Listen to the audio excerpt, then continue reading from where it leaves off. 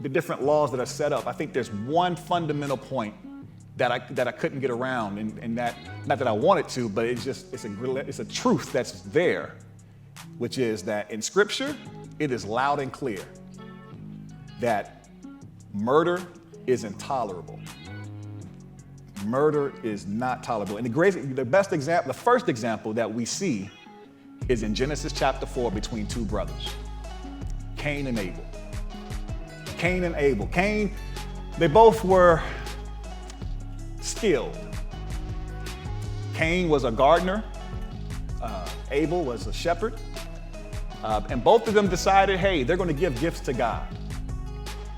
And what was interesting in that scenario was that God accepted Abel's gift, but he didn't accept Cain's.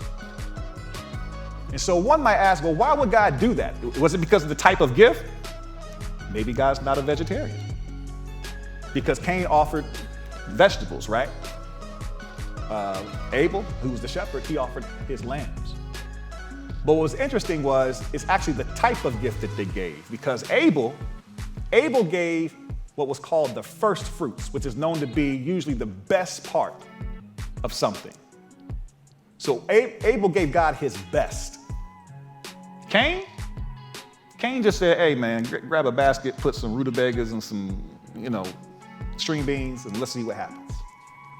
And God looked at that and God said, no, don't accept that. And so Cain became jealous of his brother when he saw that God accepted his gift. And what was interesting was God saw his anger and how he felt about the situation and actually had a conversation with him and said, hey man, I see something in you. You might want to check that a little bit. Matter of fact, what he said to him was, if you do what is right, you'll always be accepted. But if you refuse to, there's this thing, which we are very familiar with, called sin, that's crouching at the door, that's eager to control you. But you must overcome it and be its master. You must control that. That's what God told Cain. You do what is right, you'll always be accepted. But you do what is wrong, sin is crouching right there at the door. There's always this thing forever present with us as people, this thing called sin. That when we make a mistake or we step out of pocket or we're out of place, it's sitting there and it wants to now switch seats with us in the car and drive us. And we have to be very careful. But sin is always forever present with us, family.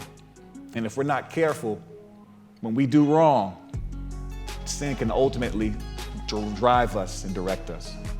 So God gives him that warning. What does Cain do?